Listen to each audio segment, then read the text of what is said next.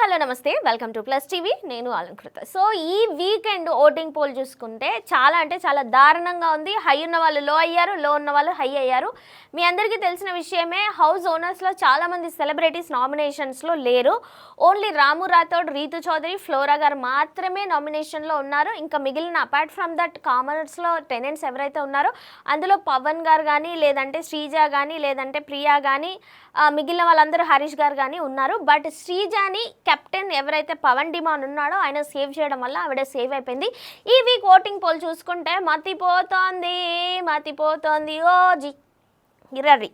So ఈ weekend అయితే first of all నేను చెప్పాలనుకుంది ఏంటంటే, అసలు రాము రాథోడ్ ఫస్ట్ 2 వీక్స్ ఎలా ఉన్నాడు, 3rd వీక్ వచ్చేసరికి అసలు ఏం చేస్తున్నాడు ఆయన. ఇంకొకటి పవన్ కళ్యాణ్ ఆర్మీ అనే పర్సన్కి నిజంగా చెప్తున్నా కదా, ప్రతిసారి మనం ఏదో ఒక సింపతి వర్కౌట్ చేసి వీళ్ళు హౌస్లో ఉండాలిరా, వీళ్ళు ఆర్మీ వాళ్ళరా, వీళ్ళు రైతులరా అని చెప్పేసి మనం ఏదో ఎమోషన్, ఇండియన్స్ అంటేనే ఎమోషనల్ ఫూల్స్ అని చెప్పేసి మళ్ళీ ఒకసారి గుర్తు చేసుకోవాల్సి వస్తుంది. ఆర్మీ పర్సన్ కదా, ఫిజికల్లీ ఫిట్ ఉంటాడు, మంచి ఛాలెంజింగ్, మంచి వాక్చాతుర్యం ఉంది, మంచిగా మాట్లాడతాడని చెప్పేసి ఆయనను హౌస్లోకి పంపిస్తే ఆయన ఓదార్చడం తప్పితే ఏమీ లేదు. ఇటు వెళ్ళి ప్రియాను ఒక నైట్ సీన్ చూసినబ్బా, మిడ్ నైట్ సీను. శ్రీజ ఇక్కడ, ప్రియా ఇక్కడ పడుకోనింది, ఇక్కడ ఉంది, ఇక్కడ ముగ్గురు పడి దొరుకుతున్నారు. అసలు నేను దాన్ని ఎట్లా ఎక్స్ప్లెయిన్ చేయాలో కూడా నాకు అర్థం కావట్లేదు. ఈయన ఓదార్చడానికి పోయిండా, లేకపోతే ఒక్కరోజు ఓదార్చాడంటే ఏమనుకుందాం, అమ్మాయిలు కాబట్టి ఏదో అనుకుంటారు. కానీ ఇప్పుడు దాన్ని ఓదార్చడం, స్వామి తడుముతున్నాడు రా నాయన అంటారు. ఇప్పుడు దాన్ని అట్లనే ఉంది, అట్లనే తీసుకోవాలి. ఎందుకంటే ఫస్ట్ వీక్ నుంచి కూడా ఈయన ఇచ్చిన పర్ఫార్మెన్స్లు కానీ, లేకపోతే ఇంకొకటి కానీ, మళ్ళీ రాము రాథోడ్ నామినేషన్ చేస్తా అంటాడు. బ్రో నువ్వు ఇట్లాంటి పాయింట్స్ పెడతా, నువ్వు ట్రోల్స్కి గురవ్వాల్సి వస్తుంది. ఎవడు ట్రోల్స్కి గురవుతున్నాడు? ఇప్పుడు నీ మీద అవుతున్నాయి. స్వామి తడుముతున్నాడు రా అని ట్రోల్స్ నీ మీద అవుతున్నాయి. అర్థమవుతుందా? రోజు అదే రిపీటెడ్ కంటెంట్. జనాలు ఆడోళ్ళు ఎక్కడుంటే అక్కడ కూర్చొని వాళ్ళతో తింగర్ సోది పెట్టడం తప్పితే, ఎవడో ఒకడు ఈ ఆడోళ్ళకున్న వీక్నెస్ ఇది ఒకటి, మా అంటే పొద్దున్న లేస్తే ఏడుస్తాడు ఎవడో ఒకడు. 4-5 ఏడుపు కొట్లు చూడాల్సి వస్తుంది ఒక ఎపిసోడ్ మొత్తంలో. వాళ్ళ దగ్గర పోతాడు, ఓదార్స్తాడు, హగ్గిస్తాడు, అదంటాడు, ఇదంటాడు, అదంటాడు. ఈ ఓదార్చడం తప్పితే ఏమీ లేదు. ఇక రాము రాథోడ్ విషయానికి వస్తే, ఆయన పాపం ఓదార్చడం పక్కన పెడితే హౌస్లో కనెక్షన్స్ ఎక్కువ పెంచుకుంటున్నాడు. అక్క, అన్న, తమ్ముడు, బాబాయ్, పిన్ని. ఎందుకయ్యా ఇవన్నీ? ఎక్కడ మిమ్మల్ని ఎక్కడ ఊహించుకోవాలనుకుంటున్నాం? మీరు ఎక్కడ ఉంటున్నారు? మీ దగ్గర మంచి క్యాపబిలిటీ ఉంది, కానీ మీరు స్టాండ్ తీసుకోవట్లేదు టాస్క్ల విషయానికి. వేరే వాళ్ళకి ఛాన్స్ రాకపోయినా మీకు టాస్క్లు ఛాన్స్ వచ్చినప్పుడు మీరు కనీసం ఆడట్లేదు, మీరు డిఫెన్స్ చెయ్యట్లేదు. ఇంకా ఇలాగైతే కష్టమనే చెప్పొచ్చు. లిటరల్గా చెప్తున్నా, వీళ్ళిద్దరు అంటే హౌస్కు అవసరం లేని కంటెంట్ ఇస్తున్నారయ్యా అంటే వీళ్ళే. కంటెంట్ ఇచ్చేవాళ్ళు ఓర్లేటోళ్ళేమో ఈ వీక్ బయటకు పోయేటట్టుంది. అర్థమవుతుందా? ఇంకొకటి, బిగ్ బాస్ చాలా చక్కగా మంచి టాస్క్ పెట్టాడు, బాల్స్ టాస్క్. బ్లాక్ నట్స్ ఎవరికైతే విత్తనాలు అంటారు కదా, అవి వచ్చిన వారికి ఎక్స్చేంజ్ చేసుకున్నారు. శ్రీజ, రీతు చౌదరి అండ్ ఫ్లోరా గారు ఎక్స్చేంజ్ చేసుకోవడం వల్ల వాళ్ళకి బ్లాక్ నట్ అనేది వచ్చింది. వాళ్ళకి సపరేట్గా ఒక టాస్క్ ఇచ్చి దాంట్లో విన్ అయిన వారికి ఒక ఇమ్యూనిటీ ఇచ్చి ఈ వీక్ నామినేషన్స్ అంటే నామినేషన్లో ఎవరుంటారో వాళ్ళని సేవ్ చేయడానికి ఇస్తే, సో చాలా చక్కగా ముగ్గురు టగ్ ఆఫర్ ఫైట్ ఇచ్చిరు. Ritu 100% efforts, Sreeja 1000% efforts, Flora గారు 500% ఎఫర్ట్స్ అని పెట్టుకోవచ్చు. ఎందుకంటే శ్రీజ తన గేమ్ తను ఆడింది, ఆల్రెడీ కెప్టెన్ తనని సేవ్ చేశాడు కాబట్టి తను ఫ్లోరాకి హెల్ప్ చేయాలని అనుకుంది. కాబట్టి చాలా చక్కగా 100% తనకి యూజ్ ఉన్నా యూజ్ లేకపోయినా ఈ టాస్క్ ఆడాలి అనే ఒక ఉద్దేశంతో చాలా చక్కగా ఫ్లోరా గారికి హెల్ప్ చేసింది. ఎంత హెల్ప్ చేసినా సరే ఇక్కడ ఫ్లోరా గారు బాల్స్ వేసే దగ్గర తనే ఎక్స్ట్రా వేశారనమాట రీతు కంటే కూడా.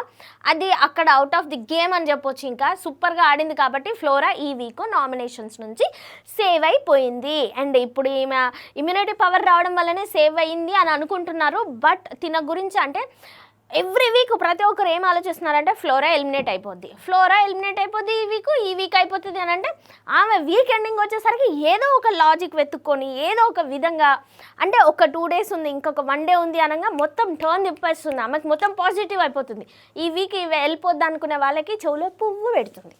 కాబట్టి ఆమె ఇంకొకటి, భరణి గారు కానీ, తనుజ గారు కానీ, ఇమ్ము గారు కానీ ఏమంటారు నామినేషన్లో లేరు. కాబట్టి దాని తర్వాత పాజిటివ్గా ఉన్న పర్సన్ ఎవరు అని అంటే ఫ్లోరా గారే. చాలా తక్కువ మాట్లాడితే చాలా మంచిగా తెలుగు మాట్లాడడానికి ట్రై చేస్తుంది, తన పాయింట్స్ చక్కగా పెడుతుంది. కాబట్టి వీళ్ళందరూ ఓటింగ్స్ అన్నీ కూడా ఫ్లోరా గారికి వెళ్ళే ఛాన్సెస్ ఉంది. ఈవిడ 2 విధాలుగా సేవ్ అయిపోయినట్టే ఇప్పుడు. అండ్ నెక్స్ట్ వచ్చేసి హరీష్ గారు ఏంటంటే, జనరల్గా హౌస్లో ఏంటంటే ఒక పాజిటివ్ అయినా ఉండాలి, ఒక నెగిటివ్ అయినా ఉండాలి. అటు ఇటు కాకుండా ఈ తడుముడులు, స్వామి తడుముతున్నాడు, ఓదారుస్తున్నాడు, ఇట్లాంటివి కాకుండా హరీష్ గారు ఆర్గ్యూ చేస్తున్నారు కొన్ని మంచి పాయింట్స్.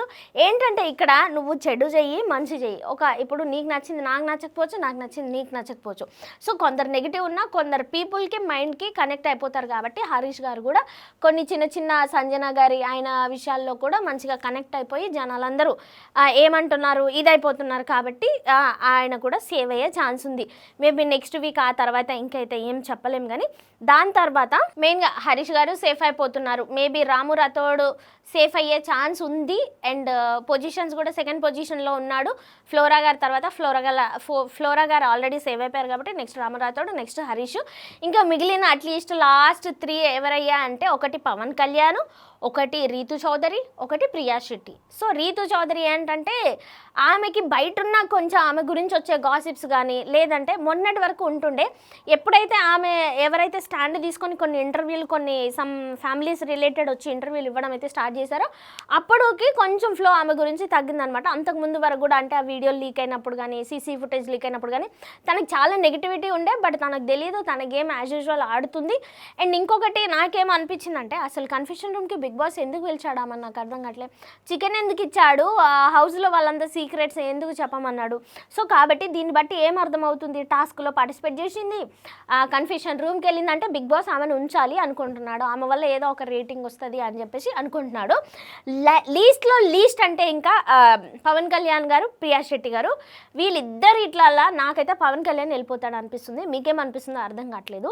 ఎందుకంటే ప్రియా గారు నిన్న ఫ్యామిలీ ఇది వచ్చినప్పుడు దాని గురించి కొంచెం ఆర్గ్యూ చేసింది, ఏడ్చింది. ఎందుకంటే ఆడవాళ్ళ ఏడుపుకు బెండుగానులు ఎవరుంటారు చెప్పండి. ఒక్క కంటి చుక్క కర్జరనుకోండి ఇంకా కొత్తమే అన్ని ఓట్లు టపి గుద్దిపోతాయి. కాబట్టి ప్రియా గారు నేను నేర్చారు, ఆమె ఓట్లు వచ్చే ఛాన్సెస్ ఉంది. కాబట్టి maybe Pawan Kalyan out of the game అయ్యే ఛాన్సెస్ ఉంది. సో ఇవాల్టి ఓటింగ్ పోల్స్ అయితే ఇవి. సో ఎవరు ఎలిమినేట్ అవుతారో మీరు కూడా కామెంట్ చేయండి. మీరు ఎవరికి సపోర్ట్ చేస్తున్నారో లేదంటే నేను చెప్పిన పాయింట్స్ కరెక్ట్గా ఉన్నాయా లేదా అని కూడా మీరు కామెంట్ చేయండి. Do subscribe our channel. Thank you so much.